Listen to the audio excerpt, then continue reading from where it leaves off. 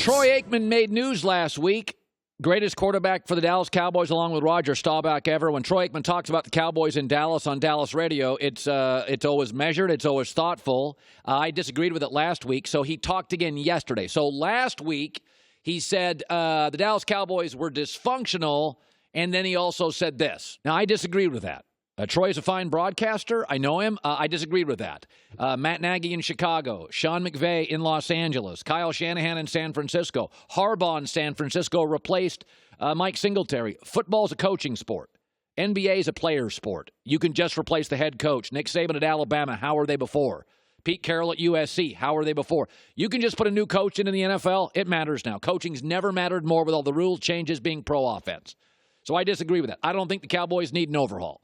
I love their linebackers. I love their front seven defensively. I love their left tackle and center. I love their star running back. I think Amari Cooper was worth a first-round trade. Now, they need some things. I think one of them's a new coach, and the other one's probably a quarterback. But that's probably not going to happen. So I disagreed with the first thing Troy Aikman said. I do think they're dysfunctional, but that's just big business often is. Now, he said something yesterday, and I disagree once again with Troy Aikman. Here it is. I disagree with that, too. Okay, I don't agree with that. Here's the standings in the NFC East. Right now, Washington has a 2-game lead over Dallas, and they've already beaten Dallas. So Dallas has to beat Washington to just break even with them. That's number one. Number two is Dallas is an underdog this weekend to Atlanta.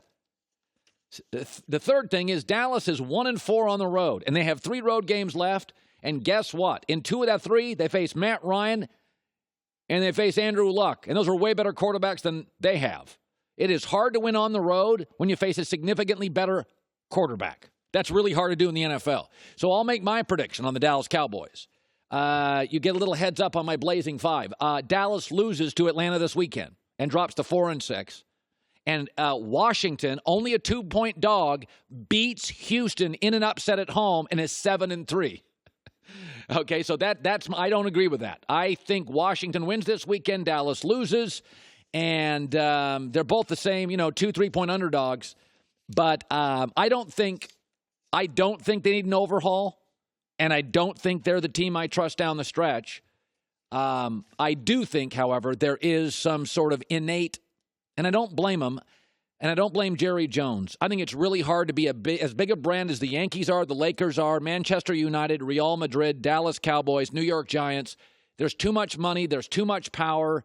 There's too many people connected to the franchise, from agents to power brokers to Time Warner Cable to blah, blah, blah. I think they're innately dysfunctional.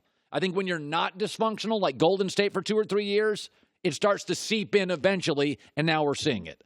So the dysfunctional part, I don't blame Dallas. That's just the way the game works in pro sports. Internationally, FIFA, IOC, the bigger the organization, the more dysfunction you have. It'll eventually, Apple, Google, it eventually, Facebook, you find it. White House, it develops. I told you, I don't know how this is going to work out, but the LA Rams, behind the scenes, are changing the culture of the NFL. All that no pain, no gain crap, it's over. All that you got to suffer to win in the NFL, nah, let those Northeast guys worry about that. What the Rams are doing behind the scenes, and I've heard this now for several months, is amazing. Very pro-employee. Bosses are friends. Take care of older players. Nobody plays in the preseason. Walkthroughs instead of hitting at practice. Very pro-family. Will it work? Will they be too soft? I don't know. But I did think it was interesting that as I mentioned this yesterday, Peter King talked about it last night. They had to move the NFL game, Rams and Chiefs, from Mexico City because of the turf to L.A., and Peter King, just so coincidentally, was talking about the L.A. Rams. And he talked exactly about what we talked about in our final hour. He had several texts. Peter King said, players appreciate Stan Kroenke, the owner. I just got a text from the tackle, Andrew Whitworth. Quote, just honestly so grateful to Stan Kroenke and Rams management. I just told my wife as they arrived tonight, I've never felt more a part of something special. We have an owner and a staff that takes care of every employee that is displaced, flies our families to us, puts them in hotels with us, and have our back at every turn, makes you feel connected, makes you feel appreciated, makes you feel inspired to give everything you got as a player. Stan Kroenke is the richest owner in the NFL since Paul Allen passed away, the great Paul Allen.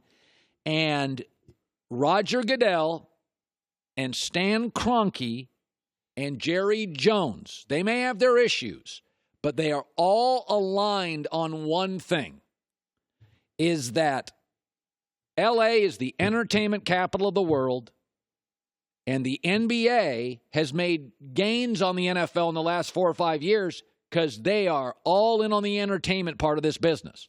And the NFL is still king of the world, and it's not that close, but Stan Kroenke's building a stadium in L.A. They're going to move the NFL Network there. They're going to move like every third Super Bowl there. They're going to put drafts there. The Rams and Chargers will both play there. They'll split revenue right down the middle. And they want to make it the NFL the number one free agent destination, like the Yankees in the 90s for baseball. And so the NFL has come to terms with something. They're a TV show. LA is where all TV shows are mostly made. Netflix, Amazon Prime, CBS, NBC, Fox, ABC. And what you're really seeing the Rams do, it's a culture changer. They hired this young coach. They don't let players can't call him coach. They call him Sean. He calls them Bob, Mike, Jared, whatevs. If they call him coach, he calls them player. It's a whole different way of doing business. Totally connected. The opposite of the NFL. And by the way, I don't know if it works, but I will say this. Pete Carroll's pro player, got a Super Bowl. Mike Tomlin's pro player, got a couple Super Bowls. I think it's just taken the Seahawks and the Steelers to the next level of commitment to the player. It has a very Google feel to it, very NBA feel to it, but it is noticeable. Hi, everybody. Thanks for watching. Subscribe here to get the latest from the show. Also, be sure to check out more of the best clips from The Herd or go watch a few segments from other shows on FS1.